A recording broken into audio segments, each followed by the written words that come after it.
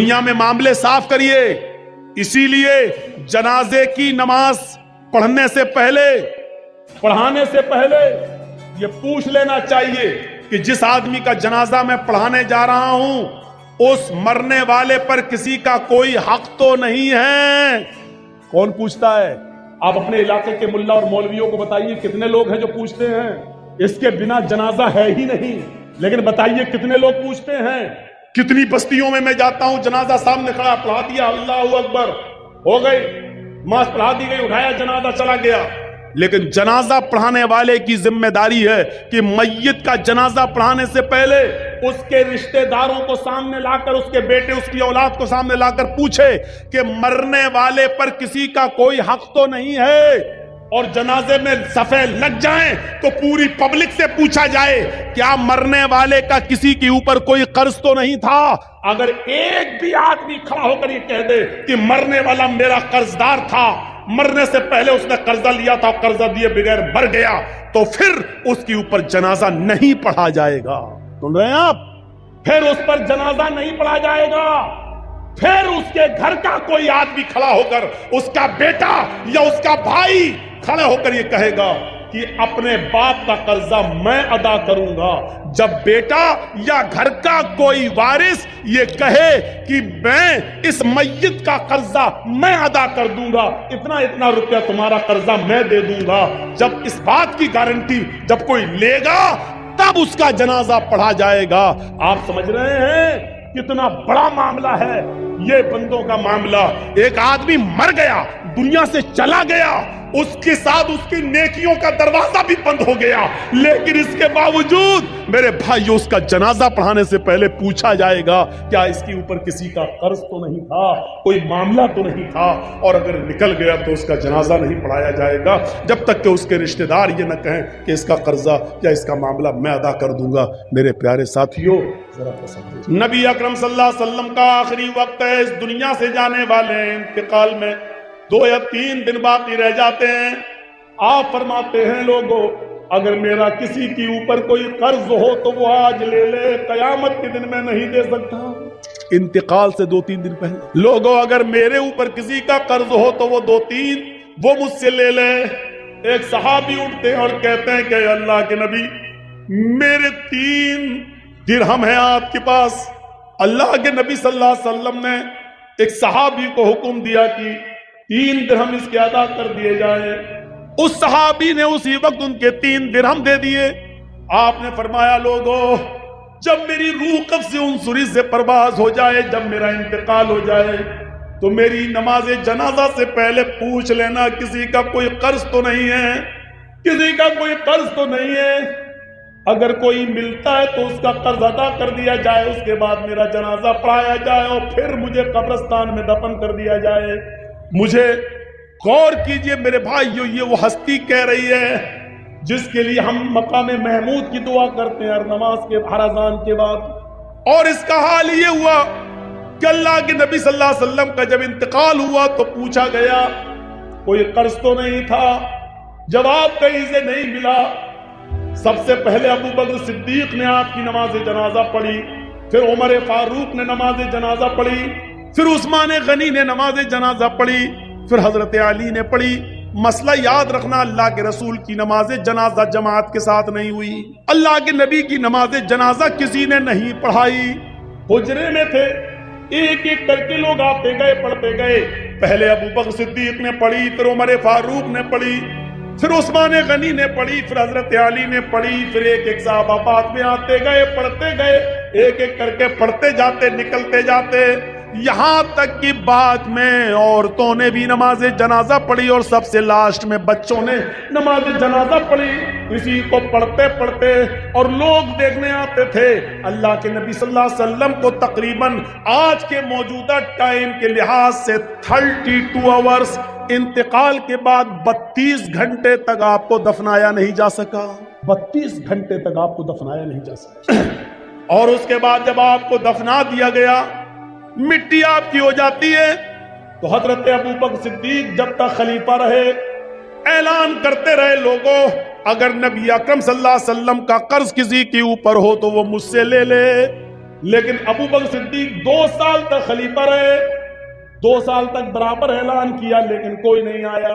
پھر حضرت عمر فاروق کا زمانہ آیا، حضرت عمر فاروق کے پورے 10 سال تک اعلان ہوتا رہا اگر نبی اکرم کا قرض کسی کے اوپر ہو، اگر کسی نے نبی کو قرض دیا ہو اور اس کا قرض باقی ہو تو وہ عمر سے آ کر لے لے۔ حضرت عمر فاروق کے 10 سال کی خلافت میں بھی کوئی قرضہ لینے نہیں آیا۔ حضرت عثمان غنی کا جب زمانہ آیا تو 12 سال تک اعلان کیا جاتا رہا اگر نبی اکرم نے کسی سے قرض لیا ہے تو وہ آ کر مجھ سے قرض لے لے، میں نبی کا قرض دینے کے لیے تیار ہوں۔ لیکن 12 سال تک عثمان غنی کے زمانے میں بھی کوئی قرض لینے نہیں آیا۔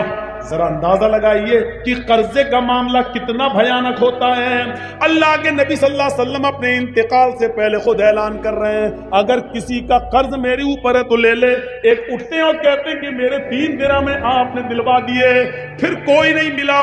ابو بکر صدیق نے 2 سال تک اعلان کیا لیکن کوئی نہیں ملا، عمر فاروق نے 10 سال تک اعلان کیا لیکن کوئی نہیں ملا، عثمان غنی بھی کہتے رہے کہ نبی کا قرض کسی کے اوپر ہو تو مجھ سے لے لے، لیکن 12 سال تک کسی نے کوئی قرض نہیں مانگا۔ غور کرو کہ قرض کا معاملہ کتنا بھیانک ہوتا ہے، کیونکہ قرض دار آدمی کی روح لٹکتی رہتی ہے زمین و آسمان کے بیچ میں۔ میرے پیارے ساتھیوں، جب تک اس کا قرض ادا نہ کر دیا جائے میرے بھائیوں یہ معاملہ بڑا عجیب و غریب رہتا ہے۔ آئیے اس معاملے کو سمجھنے کی کوشش کیجئے۔ حقوق اللہ معاف کر سکتا اپنا حق لیکن بندے کا حق معاف نہیں کرے گا۔ اگر کسی نے کسی سے قرض لیا ہے تو پہلی فرصت میں قرض ادا کر دے، پہلی فرصت میں قرض ادا کر دے، کیونکہ نمازیں بیکار ہو جاتی ہیں، روزے بیکار ہو جاتے ہیں، حج بیکار ہو جاتا ہے۔ حج اسی لیے فرمایا کہ قرضہ لے کر حج جیسی عبادت بھی آپ کرنے نہیں جا سکتے۔ قرضہ لے کر قربانی آپ کر سکتے ہیں لیکن ایک وعدہ کیجئے، قرضہ جس آدمی سے لے رہے ہیں اس سے وعدہ کیجئے کہ 1 مہینے میں آپ کا قرضہ دے دوں گا، آپ مجھے 12,000 15,000 روپے بطور قرض دے دیجئے تاکہ ہمیں خصی لے لیں اور قربانی کر دیں۔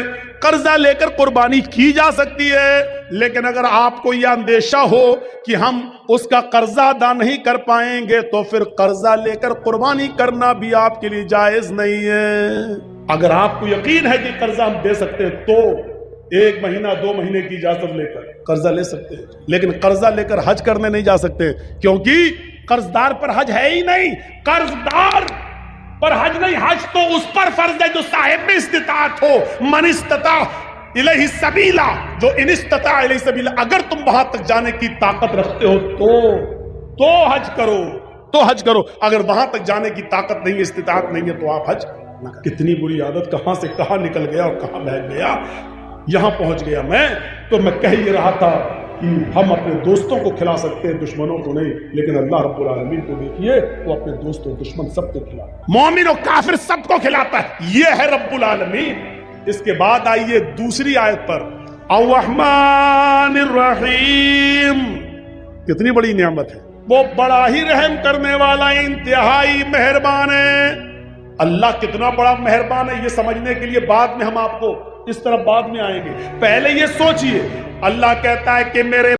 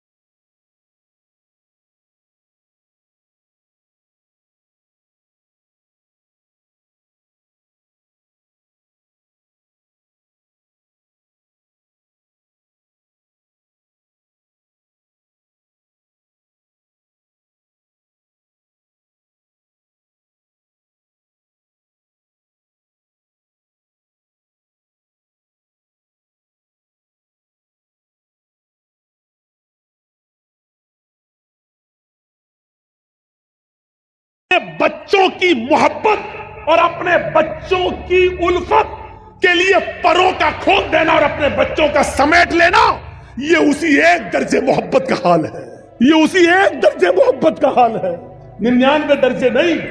ایک کتیا جب اس کے بچے پیدا کرنے کا وقت آتا ہے تو آپ دیکھیے کتیا بھی ایسی جگہ تلاش کرتی ہے کہ ہم اپنے پیٹ سے اپنے بچوں کو جنم دے سکیں جہاں دوسرے کتے نہ پہنچ پائیں اور خطرناک جانور وہاں پہنچ کر ہمارے بچوں کو مار نہ ڈالیں۔ آپ نے دیکھا کبھی وہ کتیا بھی ایسی جگہ تلاش کرتی ہے جہاں اس کے بچے محفوظ رہ سکیں؟ یہ محبت اس کتیا کے اندر کس نے ڈالی؟ ایک بکری کو دیکھیے، ایک گائے کو دیکھیے، ایک بھینس کو دیکھیے، جب وہ بچہ جنتی ہے تو کتنی غلاظت اور گندگی اس بکری کے بچے کے اندر ہوتی ہے۔ وہ بکری، وہ بھینس، وہ گائے جب بچہ پیدا کرتی ہے تو اپنی زبان کھول دیتی ہے اور اپنے بچے کے جسم پر لگی ہوئی گندگی کو اپنی زبان سے چاٹتی ہے اور اپنے بچے کو کھڑا کرنے کی کوشش کرتی ہے اور پھر اس بچے میں روح پھونک دیتی ہے۔ اور پھر آپ دیکھیے جب بھینس یا گائے کا مالک اس گائے کے دودھ کو دوہتا ہے تو گائے اور بھینس اپنے بچے کو پلانے کے لیے تھوڑا سا دودھ اوپر چڑھا لیتی ہے۔ تصور کرو، اور جب اس کے بچے کو چھوڑا جاتا ہے تو فوراً وہ گائے اور بھینس دودھ کو نیچے اتار کے اپنے بچوں کو پلاتی ہے۔ یہ محبت، یہ الفت اس گائے کے اندر، اس بھینس کے اندر، اس بکری کے اندر کس نے رکھی ہے؟ یہ اسی محبت، اسی رحمت کے ایک درجے کا حال، اسی رحمت کے ایک درجے کا حال ہے۔ اور سنیے، جس نے 99 درجے اپنے پاس رکھے ہو وہ کتنا مہربان ہوگا۔ ایک بکری جب اپنے بچے پر اتنا مہربان ہے، ایک کتیا اپنے بچے پر اتنا مہربان ہے، ایک مرغی اپنے بچوں کے لیے اتنا مہربان ہے، تو سوچئے یہ ابھی ایک درجہ ہے، ابھی ہم انسانوں پر نہیں آئے۔ حضرت عمر فاروق فرماتے ہیں ایک جنگ کے اندر کچھ قیدی گرفتار کیے گئے اور گرفتار کر کے ان کو جناب محمد رسول اللہ کے سامنے لایا گیا۔ ایک جنگ کے اندر کچھ قیدیوں کو گرفتار کیا گیا اور ان قیدیوں کو محمد رسول اللہ کے سامنے پیش کیا گیا۔ ان قیدیوں میں ایک عورت بھی تھی۔ جو قیدی قید کر کے لائے گئے، جو مجرم قید کر کے لائے گئے، ان مجرمین کی لسٹ میں، ان قیدیوں کی لسٹ میں ایک عورت بھی تھی۔ اس کا بچہ کہیں شیرخوار بچہ، دودھ پیتا بچہ کہیں گم ہو گیا تھا، کہیں کھو گیا تھا، دودھ پیتا بچہ۔ یہ عورت جب اللہ کے نبی صلی اللہ علیہ وسلم کے سامنے پیش کی گئی اور جو قیدی نبی کے سامنے پیش کیے گئے، اس عورت کو ہوش نہیں ہے کہ ہم کو نبی کے سامنے پیش کیا گیا ہے، کیا سزا ملے گی۔ اس کا دماغ اپنے بچے کی طرف لگا ہوا ہے، وہ اپنے بچے کے بارے میں سوچتی ہے کہ میرا دودھ پیتا بچہ کہاں ہوگا۔ یہاں تک کہ وہ نبی اکرم صلی اللہ علیہ وسلم کے حکم کے مطابق قیدیوں کو ایک میدان میں جمع کر دیا گیا، اس میدان میں اس عورت کو بھی لایا گیا۔ وہ عورت جس بھی چھوٹے بچے کو دیکھتی، جس چھوٹے بچے کو دیکھتی، جس دودھ پیتے بچے کو دیکھتی، اس سے چھین لیتی اور اپنے پستان سے اس بچے کو لگا کر دودھ پلانے لگتی۔ اللہ کے نبی نے پوچھا ایسا یہ عورت کیوں کر رہی ہے؟ جس عورت کے بچے کو دیکھتی یہ پکڑ لیتی اور اپنے پستان کا دودھ پلانے لگتی، ایسا کیوں ہے؟ جواب ملا ہے اللہ کے نبی، اس عورت کا بچہ کہیں گم ہو گیا ہے، اس لیے یہ ہر بچے کو اپنا بچہ سمجھ رہی ہے۔ اللہ کے نبی نے اس عورت کی اس محبت کو دیکھا، اس عورت کی اس رحمت کو دیکھا جو دوسروں کے بچے کو اپنا بچہ سمجھ رہی ہے۔ اللہ کے نبی صحابہ سے سوال کرتے ہیں، آئے میرے ساتھیوں، اگر اس کو اس کا بچہ مل جائے اور پھر اس عورت سے کہا جائے کہ اپنے بچے کو آگ میں پھینک دو، تو تم کیا امید رکھتے ہو؟ کیا یہ عورت اپنے بچے کو آگ میں ڈال دے گی؟ تصور کرو نبی کا سوال۔ جو عورت دوسرے کے بچے کو اپنا بچہ سمجھ رہی ہے، اگر اس کو اس کا بچہ مل جائے پھر اس عورت سے کہو کہ اپنے بچے کو آگ میں ڈال دے، جلتی ہوئی آگ میں ڈال دے، تو کیا وہ ڈال دے گی؟ صحابہ نے کہا نہیں، ہرگز نہیں۔ اس کی محبت یہ کبھی گوارا نہیں کرے گی کہ وہ اپنے بچے کو آگ میں ڈال دے۔ اللہ کے نبی فرماتے ہیں میرے ساتھیوں، رب کی رحمت کے 100 درجوں میں سے ایک درجہ رحمت کا یہ حال ہے کہ وہ اپنے بچے کو آگ کے حوالے نہیں کر سکتی ہے۔ جس کے پاس 99 درجے رحمت ہو وہ قیامت کے دن اپنے بندے کو جہنم کی آگ میں کیسے ڈالے گا؟ اس کی رحمت یہ کیسے گوارا کرے گی کہ اپنے بندے کو جہنم میں ڈال دے؟ لیکن بندے گناہ کر کر کے، شرک کر کر کے، بدعتیں کر کر کے، شراب نوشی کر کر کے، حرام کھا کھا کر، حرام کی کاروبار کر کر کے اپنے آپ کو خود جہنم میں لے جاتے ہیں، تو اس میں اللہ کی رحمت پھر غضب میں بدل جاتی ہے۔ ورنہ رب کی رحمت یہ گوارا نہیں کرے گی۔ جس کے پاس 100 درجے رحمت ہو وہ کیسے گوارا کرے گا کہ میرا بندہ جہنم؟ آپ ایک مثال کو سمجھنے کی کوشش کریں۔ آپ کی بیٹی ہے، شادی ہوئی، آپ نے بہت سے برتن اس کو جہیز میں دیے، کانچ کے 2 برتن، کانچ کے 2 گلاس، شیشے کے 2 گلاس آپ نے اس کو دیے، بہت سے برتن دیے، لیکن 2 گلاس رکھے ہوئے تھے الماری میں، اور کانچ کے دونوں گلاس جس کو آپ کی بیٹی سسرال میں جانے کے بعد روزانہ صاف کر کر کے رکھتی تھی، اچانک دونوں گلاس گرتے ہیں نیچے۔ ایک گلاس تو ٹوٹ کر ٹکڑے ٹکڑے ہو جاتا ہے اور دوسرا گلاس بچ جاتا ہے، اتفاق ہے، دوسرا گلاس بچ جاتا ہے۔ اب آپ سے میں پوچھتا ہوں، آپ کی بیٹی کس گلاس کی حفاظت کرے گی؟ جو بچ گیا اس کی یا جو ٹوٹ گیا اس کی؟ کوئی بھی عقل مند انسان ہوگا، اس کو اگر کھڑا کر کے پوچھا جائے تو وہ یہی کہے گا، ارے جو ٹوٹ گیا اس کی کیا حفاظت کرے گی؟ وہ تو چکنا چور ہو گیا ہے، اس کی حفاظت کرے گی جو بچ گیا ہے۔ تو جو گلاس بچ گیا اس کو اٹھائے گی، اس کو پوچھے گی اور پھر رکھ دے گی، اور جو ٹوٹ گیا، چکنا چور ہو گیا، وہ جانتی ہے کہ یہ جڑ نہیں سکتا، اب اس کو گھر میں بھی رکھنا گوارا نہیں کرے گی۔ جھاڑو سے ادھر ادھر کانچ تو نہیں بکھر گئی کسی کے پیر میں نہ چپ جائے، اس لیے اس جگہ کو صاف کر کے اس ٹوٹے ہوئے کانچ کے گلاس کو صاف کرے گی اور ایک برتن میں لے کر ڈسٹ بن میں ڈال دے گی یا باہر کوڑے میں جا کر پھینک دے گی۔ اس ٹوٹے ہوئے گلاس کو کبھی وہ اپنے پاس نہیں رکھے۔ کیوں؟ ہر چیز کا ایک کوشچن ہوتا ہے، کیوں؟ یہ بھی ایک کوشچن ہے، وہ صحیح سلامت گلاس کی حفاظت کر رہی ہے لیکن ٹوٹے ہوئے گلاس کو گھر سے باہر کیوں پھینک رہی ہے؟ اس کیوں کا جواب ہے، صحیح سلامت گلاس کی حفاظت اس لیے کر رہی ہے کیونکہ وہ کام کی چیز ہے، وہ پینے کے کام آئے گا، مہمانوں کو پانی پلانے کے کام یا چائے پلانے کے کام یا دودھ پلانے کے کام آئے گا، لیکن ٹوٹا ہوا برتن کسی کام کا نہیں، اس لیے اس کو باہر پھینک رہی۔ چلیے اب میں آپ سے پوچھتا ہوں کہ ایک ماں کے 2 بیٹے ہیں، دونوں بیٹے جوان ہیں، ایک پڑھ لکھ کر بہت قابل ہو گیا ہے، اس کی سرکاری سروس لگ گئی ہے، اس کو 1 لاکھ روپیہ مہینہ مل رہا ہے، ماں بوڑھی ہو چکی ہے، باپ کا انتقال ہو چکا ہے، وہ بیٹا 1 لاکھ روپیہ مہینہ کماتا ہے، 50,000 روپے مہینہ کماتا ہے، اور اسی پر وہ اپنا پیٹ بھی پالتا ہے، اپنے بیوی بچوں کا پیٹ بھی پالتا ہے اور اپنی بوڑھی ماں کا بھی خیال رکھتا ہے۔ لیکن اسی ماں کا ایک دوسرا بیٹا ہے، وہ بھی جوان ہے، لیکن اس کے دونوں پیروں میں پولیو ہے، لکوا مار چکا ہے، اس کے دونوں ہاتھوں میں کمپن ہے، ہاتھ بھی اس کے لکوا مار چکے، وہ نہ اٹھنے کے لائق ہے، نہ اپنے سے بیٹھ سکتا ہے، نہ اپنے سے کھا سکتا ہے، نہ اپنے سے پیشاب اور پائخانہ کر سکتا ہے۔ اس بچے کی عمر بھی 18-20 سال ہے، اس کا بھائی بھی 20-22 سال کا ہے جو کماتا ہے اور اپنی ماں کو کھلاتا ہے، لیکن یہ بیچارہ اپاہج بچہ، دونوں پیروں سے اپاہج، دونوں ہاتھوں سے اپاہج، بستر پر لیٹا ہے، یہ نہ کما سکتا ہے، نہ ماں کا پیٹ بھر سکتا ہے، نہ خود کھا سکتا ہے، یہ بچہ بھی ناکارہ ہے، کسی کام کا نہیں ہے، بیکار ہے، بلکہ یہ بچہ اپنے ماں پر بھی بوجھ بنا ہے، بلکہ اپنے بڑے بھائی کے اوپر بھی بوجھ بنا ہوا ہے۔ میں آپ سے پوچھنا چاہتا ہوں، ماں ان دونوں بچوں میں سے کس بچے کی حفاظت کرے گی اور کس بچے کو اپنے گھر سے باہر نکالے گی؟ آپ کا جواب ہوگا وہ کسی بھی بچے کو باہر نہیں نکالے گی۔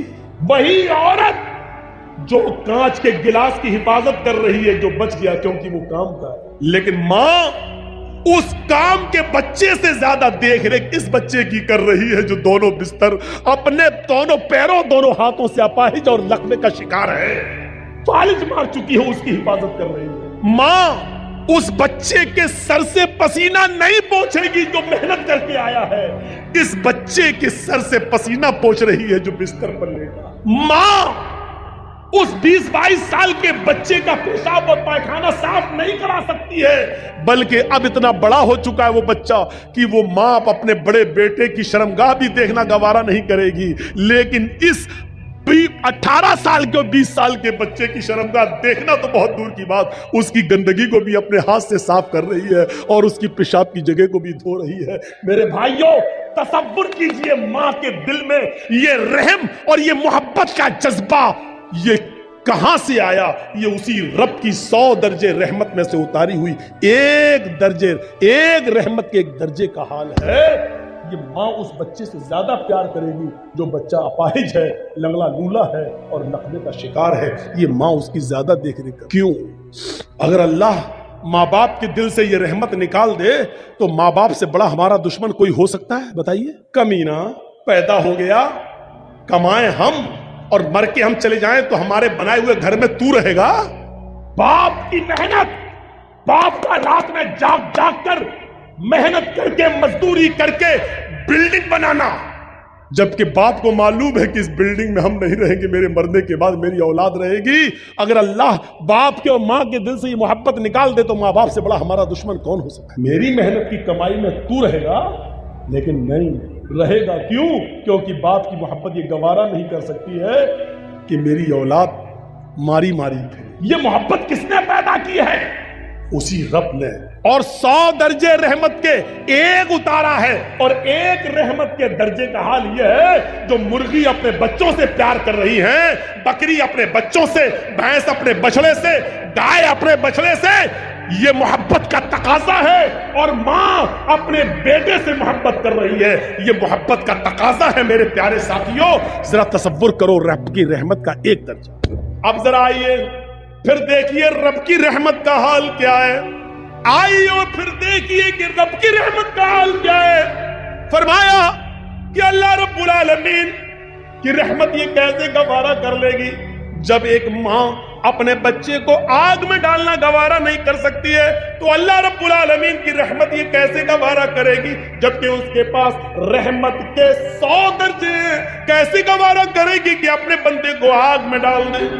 بنی اسرائیل کا ایک واقعہ بیان کرتے ہوئے نبی اکرم نے فرمایا، ایک شخص اپنے اونٹ کو اپنے گھر کے سارے سامان کے ساتھ پیک کر کے نکلتا ہے اور ایک صحرا اور جنگل سے ہوتا ہوا جاتا ہے۔ تھک گیا، جنگل میں ایک پیڑ سے ایک درخت سے وہ اپنے اونٹ کو باندھ دیتا ہے اور تھوڑی دیر درخت کے سائے میں آرام کرنے لگتا ہے۔ آنکھ کھلتی ہے تو دیکھتا ہے کہ میرا اونٹ غائب، اس میں پورے گھر کا سامان بندھا تھا۔ اب اونٹ غائب، ہوش اڑ گئے ہیں، اونٹ غائب، میرے گھر کا پورا سامان اونٹ پر اور اونٹ غائب۔ وہ کبھی اس جھاڑی جاتا، کبھی اس جھاڑی میں دیکھتا، کبھی اس پہاڑی پہ چڑھتا، کبھی اس پہاڑی پہ چڑھتا، وہ پورا جنگل تلاش کر ڈالا لیکن اس کو اونٹ نہیں ملا، اس کو اونٹ نہیں ملا۔ پورا جنگل تلاش کر دیتا ہے لیکن اس کو اونٹ نہیں ملتا ہے۔ مایوس ہو کر اسی پیڑ کے پاس آتا ہے، ہاتھ سر پہ رکھ کر سوچنے لگتا میں کیا کروں گا، بڑی محنت سے مال کمایا تھا، غائب ہو گیا اونٹ، کہاں چلا گیا؟ اب کتنا دن لگے گا اتنا مال کمانے میں اور اپنے گھر کا ساز و سامان بنانے میں کتنا وقت لگے گا؟ اب یہ سوچ ہی رہا تھا، تھکا ہوا تھا کہ اچانک نیند آ گئی۔ تھوڑی دیر کے بعد آنکھ کھلتی ہے، کیا دیکھتا ہے کہ میرا اونٹ اسی پیڑ سے بندھا ہوا ہے جس پیڑ سے غائب ہوا تھا۔ آتا ہے، اونٹ تو یہ جا کر دیکھتا بندھا ہے، سامان دیکھتا ہے تو اس کے اوپر اناج کا ایک دانہ بھی کم نہیں ہے، جیسے وہ اپنے گھر سے لایا تھا ویسا ہی ہو بہو سیم ٹو سیم ویسا ہی اونٹ پر لگا ہوا ہے اور ایک بھی چیز غائب نہیں ہے۔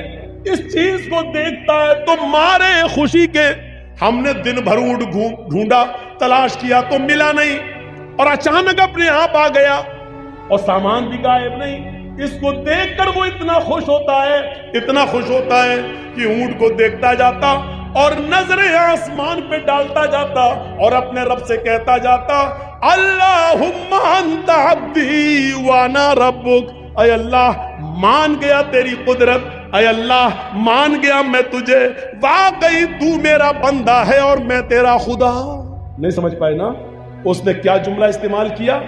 مارے خوشی کے اس نے کیا کہا؟ اللہم انت عبدی، واہ واقعی تو میرا بندہ ہے، وانا ربک اور میں تیرا رب۔ الٹا بول گیا، سمجھ رہے نا کیا بول گیا وہ؟ اس کو بولنا یہ چاہیے تھا کہ واقعی میں تیرا بندہ اور تو میرا رب ہے، لیکن اونٹ پا گیا، سامان لدا ہے، خوشی میں اس کو پتا نہیں ہے، دماغ سے ہٹ گیا، اتنی خوشی ہوئی اس کو، اتنی خوشی ہوئی کہ اس کا دماغ ٹھکانے نہیں رہا اور مارے خوشی میں کہہ گیا اللہم انت عبدی وانا ربک، واقعی تو میرا بندہ اور میں تیرا رب ہوں۔ اللہ نے جملے سنے تو مسکرا دیا، یہ مسکرانے والا جملہ تھوڑی ہے۔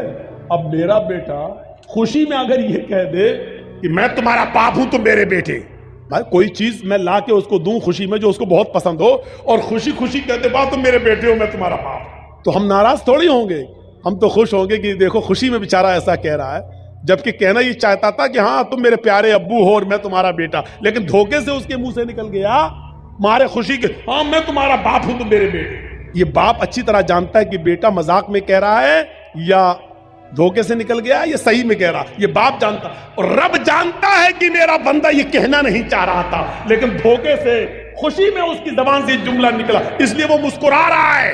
اگر یہی جملے اس نے جان بوجھ کر کہے ہوتے تو معاف کیجئے گا وہ کہیں کا نہیں رہے۔ اتنے خطرناک جملے تو فرعون نے بھی استعمال نہیں کیے، فرعون بھی لوگوں سے کہتا تھا انا ربکم الاعلی، مجھے اپنا رب کہو میں تم سب کا رب ہوں۔ فرعون بھی لوگوں سے یہ کہتا تھا میں تمہارا رب ہوں، لیکن فرعون نے کبھی اللہ سے نہیں کہا کہ میں تیرا بھی رب ہوں۔ فرعون نے کبھی زندگی میں اپنے رب سے نہیں کہا اے اللہ میں تیرا بھی رب ہوں، وہ لوگوں سے کہتا تھا انا ربکم الاعلی، میں تمہارا رب ہوں تم مجھے اپنا رب مانو۔ لیکن اس کے باوجود اللہ نے کیا کیا؟ اس کو دریا میں غرق کر دیا، ڈبو دیا اور مار ڈالا اور اس کی لاش کو سمندر سے باہر پھینک دیا۔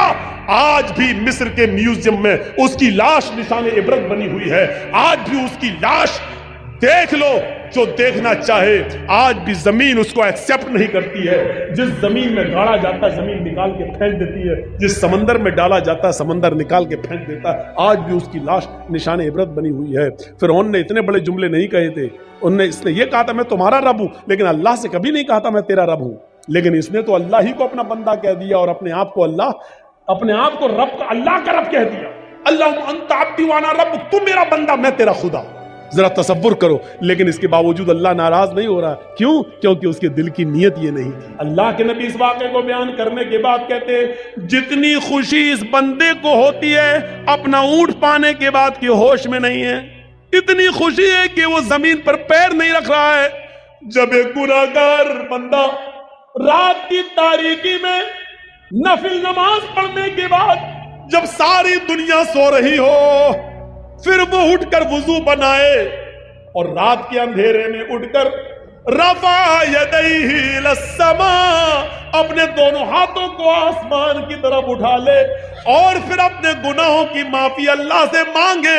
آئے اللہ اللہم اغفر لذنوبی، اللہم اغفر لی، اللہم اغفر لی، اللہم اغفر لذنوبنا وارحمنی واستر عیوبنا، یہ ساری دعائیں وہ مانگنے لگے اور پھر وہ رب کو راضی کرے کہ اللہ ہمارے گناہوں کو بخش دے، ہمیں معاف کر دے، ہم پر رحم فرما۔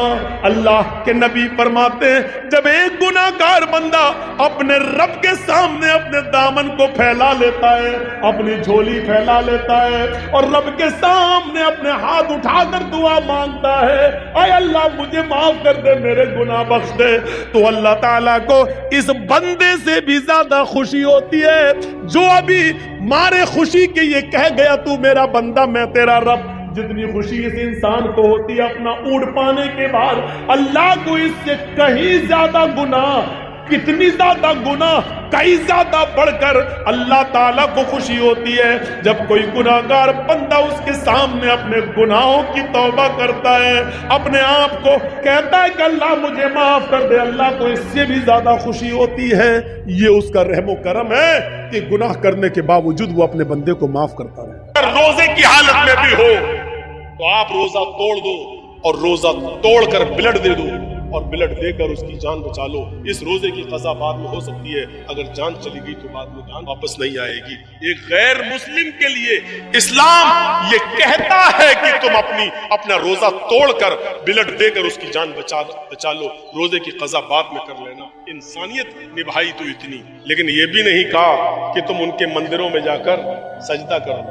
अल्लाह के नबी ने कहा, कुरान की आयत नाजिल हुई जब काफिरों ने कहा कि 6 महीने आप हमारे माबूद की इबादत कर लें, हमारे खुदा, और 6 महीने हम आपके माबूद की, आपके रब की इबादत कर लेते हैं, तो अल्लाह के नबी ने साफ कह दिया, लकुम दीनुकुम वलियद्दीन। ये नहीं होगा। इंसानियत हम निभाएंगे लेकिन दीन के साथ समझौता नहीं करेंगे।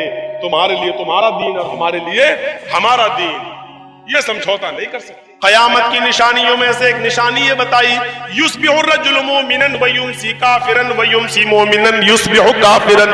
एक मुसलमान को तुम देखोगे सुबह फजर की नमाज पढ़ेगा, नमाज पढ़ने के बाद कुरान की तिलावत करेगा, मस्कीनों को गरीबों को खाना खिलाएगा, सुबह सवेरे उठेगा तो वो मोमिन होगा, लेकिन शाम का सूरज डूबने से पहले पहले वो काफिर हो जाएगा। ये कयामत की निशानी बताई। एक जमाना ऐसा आ जाएगा कि मुसलमान सुबह हालत ईमान में उठेगा लेकिन सूरज डूबने से पहले पहले वो काफिर हो जाएगा। आज ये चुनाव का दौर है और देख लीजिए आज चुनाव के इस दौर में ऐसा हो रहा है या नहीं हो रहा है। एक बेचारा मुस्लिम कैंडिडेट सुबह उठता है, फजर की नमाज पढ़ने जाता है, कुरान की तिलावत भी करता है, गरीबों की मदद भी करता है, ज़ुहर भी पढ़ता है, लेकिन उसको मालूम है कि हमें हिंदू लोगों का भी वोट लेना है, हिंदू भाइयों का भी वोट चाहिए। हिंदुओं को खुश करने के लिए वो उनके मंदिर में चला जाता है, वहां जाकर टीका भी लगा लेता है और मूर्ति पे जाके वो हार भी चढ़ा देता है, इसलिए कि ऐसा करने से हमें हिंदू भाइयों का वोट मिल जाएगा। मेरे भाइयों, सुबह वो हालत ईमान में उठा लेकिन शाम होने से पहले पहले उसने कुफ्र कर लिया है। फरमाया अल्लाह के नबी ने, ये कयामत की निशानी होगी, एक मुसलमान हालत ईमान में उठेगा लेकिन शाम होने से पहले पहले वो काफिर हो जाएगा। यबीउ दीनहु बिग़िरज़िन मिनद दुनिया, दुनिया के चंद सिक्कों को हासिल करने के लिए वो अपना दीन बेच देगा। दुनिया के चंद टुकड़ों को पाने के लिए वो अपना दीन का सौदा कर देगा। दुनिया के चंद सिक्कों के लिए वो अपने दीन की सौदेबाजी करेगा। अपने मुआशरे और समाज पर ऐसे मुस्लिम कैंडिडेटों पर नजर रखो जो गैर मुस्लिमों का वोट पाने के लिए टीका भी लगा रहे हैं और मूर्तियों पर हार भी चढ़ा रहे हैं। और दलील क्या देते हैं, अरे हिंदू भाई भी तो कैंडिडेट है, वो भी तो रोजा रख लेता है या इफ्तार पार्टी में आ जाता है, वो भी तो टोपी लगा लेता है, हमें क्या मतलब है, हमें उससे क्या मतलब है वो क्या कर रहा है। लेकिन आपकी शरीयत आपको इजाजत नहीं देती है कि आप मंदिर में जाकर टीका लगाएं। टीका लगाना ये मुशाबिहत है गैर मुस्लिम से, और मन तशब्बह बिक़ौमिन फहुव मिन्हुम, जो जिस कौम की मुशाबिहत करेगा कयामत के दिन उसी के साथ उठाया जाएगा। मूर्तियों पर फूल और हार और मालाएं नहीं चढ़ाई जा सकती।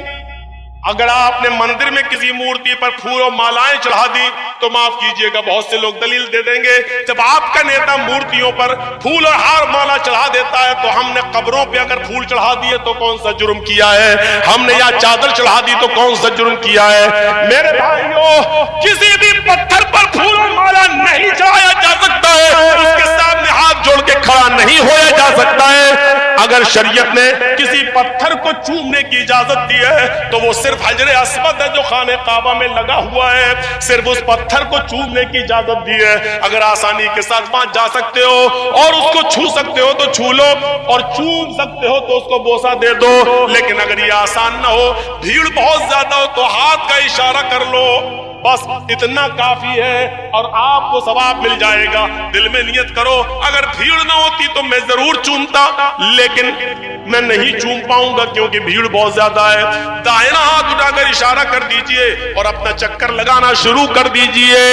اس پتھر کو ہی چوما جا سکتا ہے اور اس کا بوسہ لیا جا سکتا ہے, اس کے علاوہ کسی پتھر کو نہیں چوما جا سکتا. لیکن حضرت عمر فاروق کا جب زمانہ آیا تو عمر فاروق کو ڈر لگنے لگا, اس پتھر کو لوگ چومتے ہیں, ایسا نہ ہو کہ اس پتھر کو آگے چل کر لوگ اس کو خدا بنا لیں, معبود بنا لیں, کہیں اس پتھر سے روزی روٹی نہ مانگنے لگے, اس پتھر سے کہیں اولاد نہ مانگنے لگے, اس پتھر کو بابرکت پتھر سمجھ کر برکت کے حصول کے لیے بیٹھنے نہ لگے. تو حضرت عمر فاروق نے طواف کرنے سے پہلے اس پتھر پہ ہاتھ رکھ کے کہا تھا, اے پتھر انک حجر لا تنفع ولا تضر, اے پتھر تو صرف ایک پتھر ہے, اے حجر اسود تو صرف ایک پتھر ہے, تو کسی کو نفع نہیں پہنچا سکتا, تو کسی کو نقصان نہیں پہنچا سکتا. تیرے اندر نفع دینے کی اور نقصان پہنچانے کی طاقت نہیں ہے. میں تو صرف تجھے اس لیے چومتا ہوں کیونکہ محمد رسول اللہ کو میں نے چومتے ہوئے دیکھا ہے. اگر میرے نبی نے تجھے نہ چوما ہوتا تو میں بھی تجھے نہیں چومتا. بس اے پتھر سن, تیرے اندر کسی کو کچھ دینے کی اور کسی سے کچھ چھیننے کی طاقت نہیں ہے. تو معبود نہیں ہے, تو خدا نہیں ہے, تو رب نہیں ہے. سوال یہ ہے کہ پھر میں تجھے چوم کیوں رہا ہوں؟ میں صرف اس لیے چوم رہا ہوں کیونکہ میرے نبی نے تجھے چوما, اس لیے ہم تجھے چوم رہے ہیں. میرے پیارے ساتھیو, یہ کہہ کر لوگوں کو بتا دیا کہ پتھر پتھر ہے, یہ رب نہیں ہے, یہ معبود نہیں ہے, یہاں چادر نہیں چڑھائی جائے گی, یہاں ہاتھ جوڑ کر کھڑا نہیں ہوا جائے گا. اس پتھر سے کسی قسم کی برکت کی امید مت رکھنا, بس ایک سنت ہے اس کو چومنا, ایک پتھر چھونا اور بوسہ لینا سنت ہے. میرے پیارے ساتھیو, یہ اسلام کی شیتل چھایا اور اسلام کی صاف اور شفاف تعلیم ہے. اسے ہمیں اور آپ کو غور کرنا چاہیے اور چاہیے اور سیکھنا چاہیے. یہ مذہب سب کا ہے. آؤ, اگر نماز ہے تو آپ کے یہاں پر بھی ہے, کلمہ ہے تو آپ کے یہاں پر بھی ہے, اگر زکات دینے کا حکم دیا ہے اسلام نے تو آپ کے ہاں پر بھی دان و خیرات کا ہے. ثبوت و دانم دیکشتا, ہائے ارجن, زیادہ سے زیادہ غریبوں مسکینوں میں دان دیا کرو, دان دینے سے پاپ مٹتے ہیں. اگر ہمارے یہاں روزہ ہے تو آپ کے یہاں پر بھی ورت ہے. ہاں, ایک فرق ضرور ملتا ہے, ہمارے یہاں مرنے کے بعد انسان دوبارہ کتا بلی چوہا نہیں بنتا ہے, اور آپ کے یہاں مرنے کے بعد آبا گمر ہے. اچھے کرم کیے ہوں گے تو پھر سے منش بنا کر پیدا کیا جائے گا, لیکن برے کرم کیے ہوں گے تو اپنے اپنے کرموں کے مطابق انسان کو سزا ملے گی. منوسمرتی پڑھیے, ایک ایک گناہ کی سزا لکھی ہوئی ہے. 2-3 سزائیں مجھے یاد ہیں. رشوت کھاؤ گے تو کتے کا جنم ہوگا, جوا کھیلو گے تو بھینس کا جنم ہوگا, کسی لڑکی پر غلط نظر ڈالو گے تو تمہیں اگلا جنم لڑکی کا ہوگا, چوری کرو گے تو اگلے جنم میں بلی بنائے جاؤ گے. یہ ہمیں یاد ہے منوسمرتی کے, ورنہ اس میں بہت کچھ لکھا ہوا. یہ کرو گے تو آلو بنو گے, یہ کرو گے تو گوبھی بنو گے, یہ کرو گے تو بیگن بنو گے, یہ کرو گے تو پھول گوبھی بنو گے, یہ کرو گے تو یہاں تک کہ ہرا دھنیا, ہرا مرچا, یہ کرو گے تو یہ بنو گے. پوری ایک لسٹ ہے, دال چاول تک کی لسٹ ہے. یہ کرو گے تو دال بنو گے, یہ کرو گے تو چاول بنو گے, یہ کرو گے تو مطلب سب کی ایک لسٹ ہے. یعنی یہ ساری سبزیاں جو آپ دیکھ رہے ہو یہ پاپ کے نتیجے میں مل رہی ہیں ہمیں اور آپ. یہ سب پہلے انسان تھی, انہوں نے وہ جرم کیے تھے تب دال بنائے گئے. ہم جو کھا رہے ہیں وہ انسانوں کو کھا رہے ہیں. پوری ایک لسٹ ہے. ایک بار میں پڑھ رہا تھا منوسمرتی, تو اس میں دیکھا تو میں سوچنے لگا, یا اللہ, اس میں لکھا ہے کہ جوا کھیلو گے تو بھینس کا جنم ہوگا, تو دنیا میں جتنی بھینسیں ہیں اس کا مطلب یہ پہلے سب انسان رہی ہوں گی. انہوں نے جوا کھیلا ہوگا تو ان کو بھینس کا جنم ہوا ہے. اس کا مطلب یہ ہے کہ دنیا میں اگر کوئی آدمی جوا نہ کھیلے تو بھینس کا جنم ہی نہیں ہوگی, اور جب بھینس نہیں ہوگی تو دودھ بھی نہیں ملے گا, اور دودھ نہیں ہوگا تو دہی, مٹھا, گھی, چھاچھ, پنیر, دودھ سے بننے والی ساری نعمتیں ہمیں کچھ نہیں ملیں گی. یعنی یہ ساری نعمتیں کھانا ہے تو اس کا مطلب یہ ہے کہ جوا کھیلو. پنڈت سے میں نے کہا, لوکل پنڈت سے, کہنے لگا چپ رہو مولانا صاحب, ہم اتنے بڑے पंडित نہیں ہیں, ہمارے کسی بڑے पंडित سے پوچھو. ہم لوگ تو بس ایسی دان کنیا کر لیتے ہیں, کچھ ہمیں گرو دکشنا مل جاتی ہے, ہم کیا جانے یہ سب. لوکل पंडित تھا, نہیں بتاتا. کلیئر لکھا ہے جوا کھیلو گے تو بھینس کا جنم ہوگا. اب بتائیے تو آپ, یہ ساری نعمتیں ہمیں جوا کھیلنے کے نتیجے میں مل رہی ہیں. اس سے بھی بڑی بات, چوری کرو گے تو بلی کا جنم ہوگا. ارے ہم نے دنیا میں چوری کی, پولیس نے ہمیں پکڑا, جیل میں ڈال دیا. پولیس کی جیل پھر بھی اچھی ہے, جب تک ہم جیل میں ہے دوسرے کی چوری تو نہیں کر رہے ہیں, کم سے کم علاقہ سرکشت تو ہے. لیکن اللہ اگر چور کو بلی بنا دے تو محلہ سرکشت کہاں؟ جب انسان تھے تو مال چراتے تھے, روپیہ چراتے تھے, سونا چراتے تھے, چاندی چراتے تھے. لیکن اللہ نے چور کو بلی بنا دیا, تو اب سونا چاندی نہیں چرا رہے, کسی کا کبوتر چرا رہے, کسی کی مرغی پھاڑ رہے ہیں, کھا رہے ہیں, کچھ نہ کچھ ابھی بھی کر رہے ہیں. تو اس کا مطلب یہ ہے کہ پولیس کی جیل پھر بھی مضبوط ہے. اللہ نے جو سزا دے کر بلی بنایا وہ کمزور ہے, کیونکہ چوری تو ابھی بھی نہیں رکی. رشوت کھاؤ گے تو کتے کا جنم ہوگا. یہ بڑی عجیب بات ہے. جب میں راستے میں کسی کتے کو دیکھتا ہوں تو سوچتا ہوں پتہ نہیں یہ کس پولیس والے, نام نہ لو حالات خراب ہو جائیں, سوچتا ہوں کہ یہ کس لٹیرے کا وہ ہوگا. جو کتے ہیں یہ لوکل کتے ہیں, یہ 100-200 روپے لے کر چرک چھوڑنے والے, کم ہلکی پھلکی رشوت. اور ایک کتا وہ ہوتا ہے جو 20-22 سال کی خوبصورت لڑکی, Lovely, Sweety, Preeti, Twinkle, college میں پڑھنے والی لڑکیاں, 40-50 ہزار کا کتا نہلا دھلا کر اور منہ سے منہ لگا کر کے گاڑی میں بٹھاتی ہیں اور لے کے ایسی گاڑیوں میں چلتی ہیں. میں سوچتا ہوں یہ کسی بڑے VIP لیڈر, کسی نیتا کا جنم ہوا ہوگا. کبھی کبھی ہم سوچتے ہیں یوپی اور دلی چلانے والے لوگوں کو, یہ ظلم بیچارے کر رہے ہیں, کر لیں, لیکن مرنے کے بعد ان کو کیا بنایا جائے. ایسا نہ ہو کہ ایسا بکرا بن جائیں جو ہم ہی لوگوں کے کسی حصے میں آ جائے. کہیں دیسی مرغا بن گئے تو پتہ نہیں کس مولوی کے پیٹ میں جائیں گے. مولویوں کا سب سے بہترین غذا دیسی مرغا ہی ہوتا ہے. باقاعدہ مانگتے ہیں جلسے میں, دیسی مرغا ہے تو آئیں گے. میں اس مولوی کو جانتا ہوں جس نے تقریر کی ڈیٹ دینے سے پہلے کہا تھا کہ ہمیں منگور مچھلی, دیسی مرغا, فرائی چاہیے. نام نہیں لوں گا ورنہ آپ لوگوں سے. میں سوچتا ہوں کہ یہ لوگ دنیا میں بیچارے کر رہے کریں, لیکن آخر ان کو ان کے دھرم کے مطابق کون سا جنم ہوگا, کیا ہوگا. ہمیں پتا چل جائے کہ یہ وہی آدمی ہے جس کا جنم یہ ہوا, تو ہم تو اس کو کاٹے ہی نہیں, اس کو رکھے رہیں, کھلائیں اور پلائیں اور روزانہ اس سے بات کریں. صاحب اب پتا چلا تمہیں, لکھا ہے کہ چوری کرو گے تو, رشوت کھاؤ گے تو کتے کا جنم ہوگا. اور آخر میں ایک سزا اور جو ہمیں معلوم ہے, لڑکی کو دیکھو گے تو اگلا جنم لڑکی کا ہوگا. دنیا میں جتنی لڑکیاں جلسے میں آئی ہیں نا, جلسے میں نہ دکھے لیکن باہر بازار لگا ہوا وہاں دیکھ لو. ابھی ہم آ رہے تھے, جو لے کے آئے منظر پتا چل جاتا ہے. ایسا لگ رہا تھا جیسے ایک کتیا کے پیچھے 10 کتے لگے. ہم نے کہہ دیا جو کہنا تھا, بلاؤ یا نہ بلاؤ, ہم بہت آزاد خیال کے آدمی ہیں. اور دیکھا جب ہم یہاں بیٹھے اسٹیج پر تو مولانا صاحب کو اپنی تقریر 10-5 منٹ کے لیے روکنا پڑی, لوگ بھرنے لگے. ابھی تک مولانا ہم سے پہلے جو بول رہے تھے شاید لیلا مجنوں کی کہانی سنا رہے تھے, وہ قرآن حدیث نہیں تھی. قرآن حدیث تو مولانا جرجیس سنانے آئے. جرجیس صاحب آئے, مجمع بھر گیا. نہیں تھے تب تک کہاں تھے سب معلوم ہے.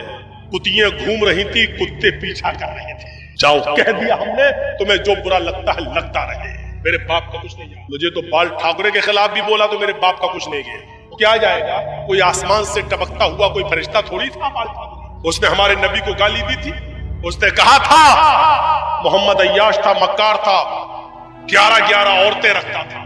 تو ہم نے کہہ دیا تھا جواب میں, 11 بیوی رکھنے والا اگر مکار اور عیاش تھا تو کرشن جی 16,108 رکھے تھے, وہ کیا تھے. اس نے پھر تقریر میں کہا تھا اگر میں پردھان منتری بن گیا تو ہرا رنگ بند کر دوں گا. ہرا رنگ مسلمانوں کا رنگ ہے, اسلامی رنگ ہے, میں ہرا رنگ بند کر دوں گا. ہر جگہ لال رنگ کے جھنڈے کو, کیسریا رنگ کے جھنڈے کو لاگو کر دوں گا. میں نے اس کے جواب میں کہا تھا ٹھاکرے جی لال رنگ سے اتنا پیار, ہرے رنگ سے اتنی نفرت. یہ نفرت کرنا چھوڑ دو, کیونکہ ہرے رنگ کی سبزیاں کھا کھا کر تم زندہ ہو.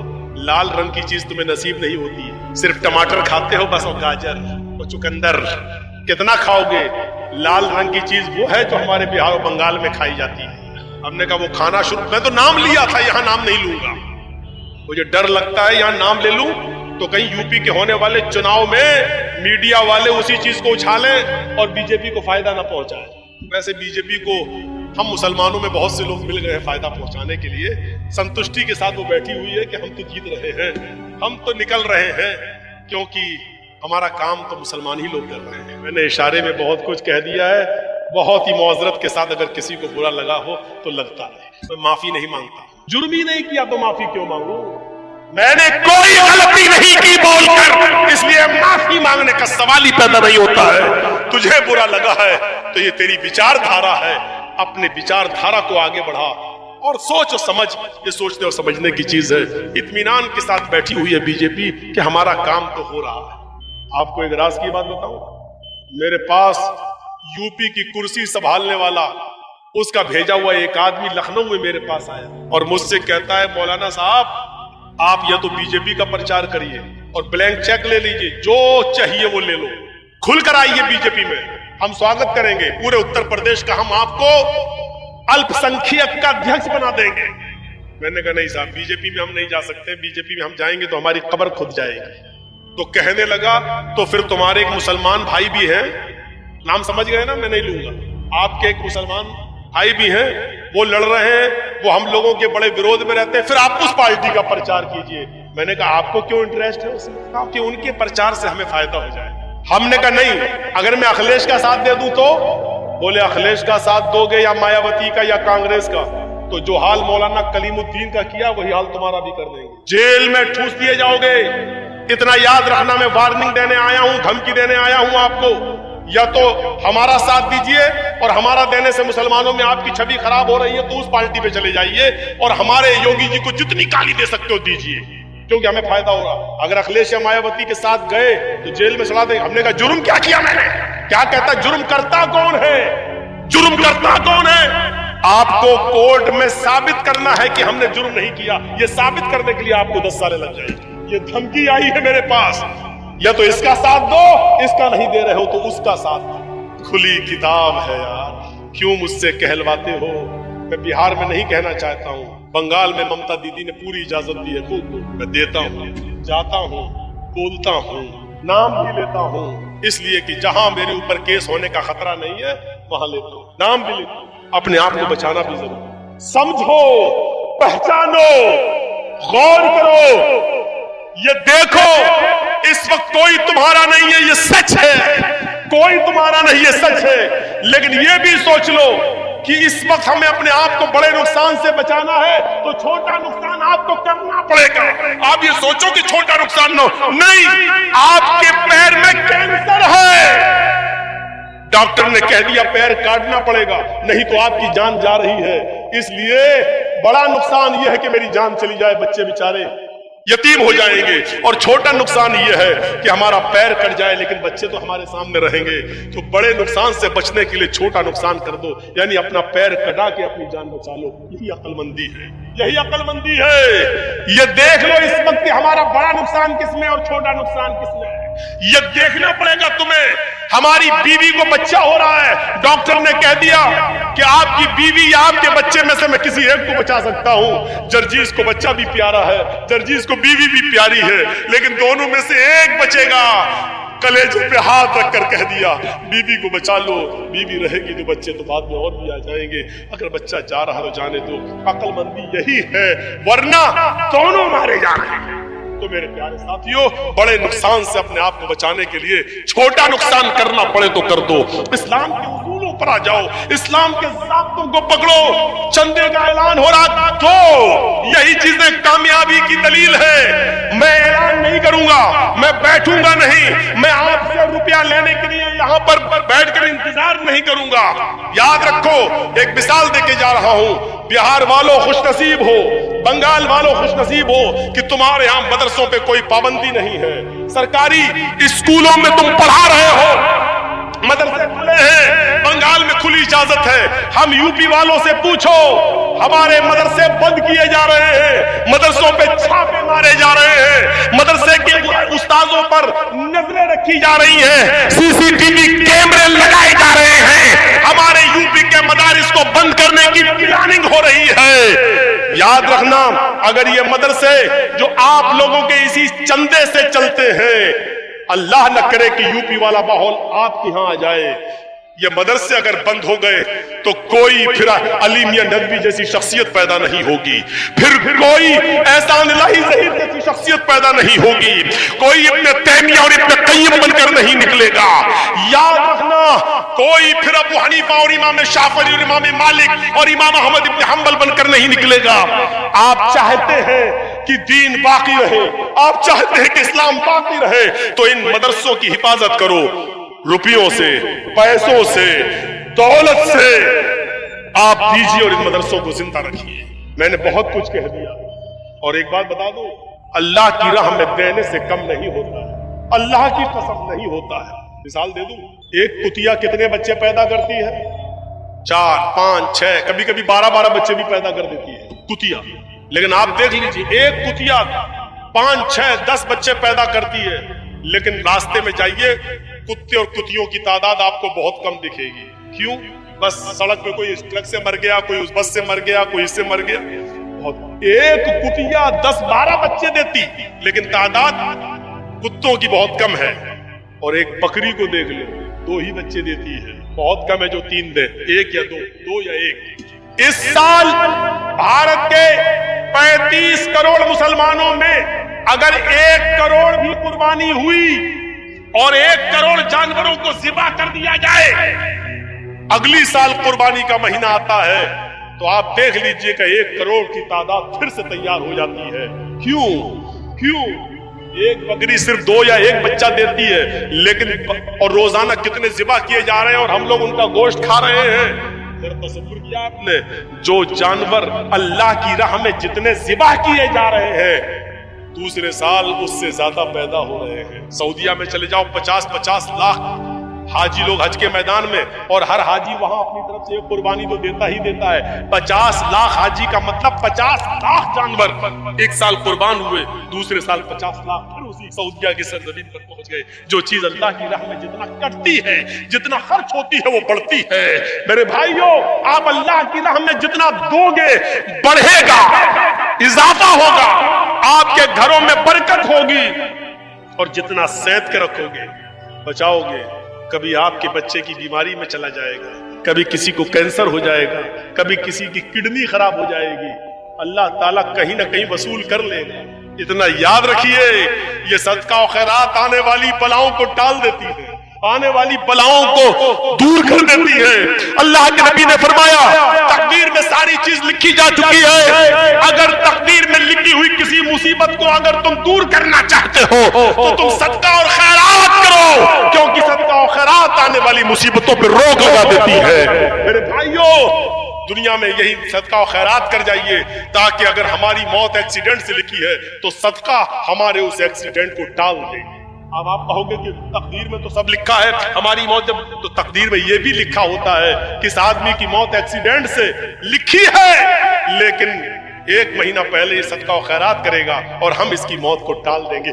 یہ بھی تقدیر میں لکھا ہوا ہے، یہ بھی تقدیر میں لکھا ہوا ہے۔ میرے بھائیوں، اسلام کے اندر پورے کے پورے داخل ہو جائیے، ایک مسلمان دوسرے مسلمان کی عزت و آبرو کو سمجھے۔ چلیے، 2:10 ہو چکے ہماری گھڑی میں۔ میرے بھائیوں، میں نے 10 منٹ پھر بھی زیادہ لے لیا ہے آپ کا، پھر بھی آپ کو دیکھ کر تھوڑا سا رحم آ گیا ہے ہمیں۔ میں چاہتا ہوں کہ 10 منٹ اور بیٹھ جاؤں آپ کے پاس، اور اس بیٹھ کر میں انتظار کر لوں۔ آپ نے جس طریقے سے چندہ کرنا چاہیے اور ہونا چاہیے وہ نہیں دیا۔ میری ان مثالوں کے بعد، صدقہ اور خیرات کی بات کہہ دینے کے بعد، صدقہ اور خیرات سے مال بڑھتا ہے یہ کہہ دینے کے بعد، چلیے میں 10 منٹ کا ٹائم آپ کو اور دیتا ہوں، اور اس کے بعد میں آپ سے اپیل کرتا ہوں کہ اب میرے کم سننے ہی پر آج اکتفا کیجئے، زندگی رہی تو پھر کبھی بلائیے گا، اور انشاءاللہ مینجمنٹ اور ٹائم کے مطابق۔ الحمدللہ نحمده ونستعینه ونستغفره ونعوذ باللہ من شرور انفسنا ومن سیئات اعمالنا، من يهده الله فلا مضل له ومن يضلله فلا هادي له، وأشهد أن لا إله إلا الله وحده لا شريك له، وأشهد أن محمدا عبده ورسوله، أما بعد فإن خير الحديث كتاب الله وخير الهدي هدي محمد صلى الله عليه وسلم وشر الأمور محدثاتها وكل محدثة بدعة وكل بدعة ضلالة وكل ضلالة في النار. أعوذ بالله من الشيطان الرجيم. بسم الله الرحمن الرحيم. الحمد لله رب العالمين الرحمن الرحيم مالك يوم الدين. رب اشرح لي صدري ويسر لي أمري واحلل عقدة من لساني يفقهوا قولي. رب زدني علما اللهم رب زدني علما. ہر قسم کی تعریف کبریائی میں بڑائی اللہ رب العالمین کے لیے لائق و سزاوار ہے، جو وحدہ لا شریک ہے، جو احکم الحاکمین ہے، جو رب العالمین ہے اور جو علی کل شیء قدیر ہے۔ درود و سلام کے بے شمار پھولوں کی بارش ہو تمام پیغمبروں پر اور بالخصوص محمد رسول اللہ صلی اللہ علیہ وسلم کی ذات گرامی پر۔ اللہم صلی وسلم وبارک علیہ۔